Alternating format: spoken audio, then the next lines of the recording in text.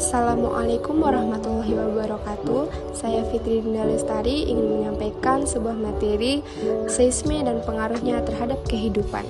Seisme dan pengaruhnya terhadap kehidupan mempunyai pengertian yakni gempa bumi atau getaran seismik adalah getaran pada permukaan bumi yang disebabkan oleh gerakan lempeng. Adapun klasifikasi gempa berdasarkan faktor penyebabnya yakni ada gempa tektonik yang disebabkan adanya kegiatan tektonik. Lempeng yang terjadi di zona batas antar lempeng dan patahan yaitu sirkum Mediterania dan sirkum Pasifik. Yang kedua ada gempa vulkanik yang disebabkan oleh aktivitas gunung api. Gempa ini terjadi sebelum, selama, atau setelah gunung api meletus. Selanjutnya ada gempa runtuhan. Gempa runtuhan adalah gempa yang terjadi akibat runtuhan batuan. Biasanya terjadi di daerah kapur atau terowongan bawah tanah akibat kegiatan penambangan. Dan yang terakhir ada gempa tumbukan. Gempa tumbukan terjadi akibat meteor yang menabrak bumi.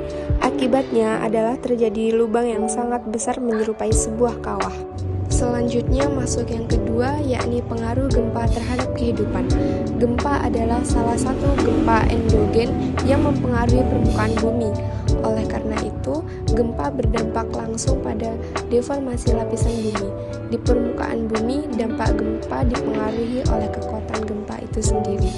Dan yang ketiga ada tindakan mitigasi bencana gempa bumi.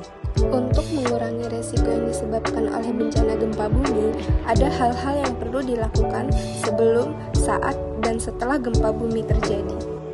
Poin pertama, ada hal-hal yang perlu dilakukan sebelum gempa bumi. Yang pertama, mendirikan bangunan yang tahan gempa bumi sesuai dengan ketentuan yang berlaku. Dan yang kedua, mempersiapkan keamanan dalam rumah seperti tidak meletakkan barang yang berat di tempat yang tinggi. Poin yang kedua yakni tindakan yang dilakukan saat terjadi gempa bumi. Yang pertama, saat berada di dalam rumah, lindungi kepala di bawah meja yang kuat dan berhati-hati saat keluar dari rumah.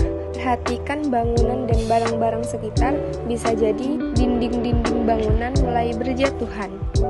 Yang kedua, saat berada di luar rumah, waspada akan jatuhnya pohon, papan reklame, dan pecahan kaca.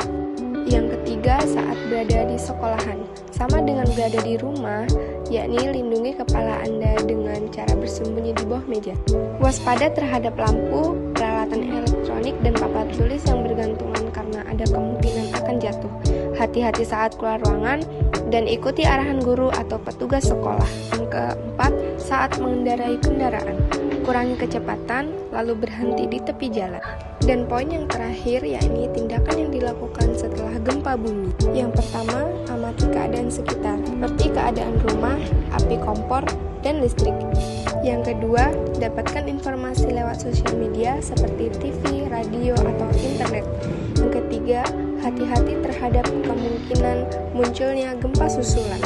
Selanjutnya, selamatkan diri ke tempat yang lebih aman. Dan yang terakhir, saling bertukar informasi dan saling menolong.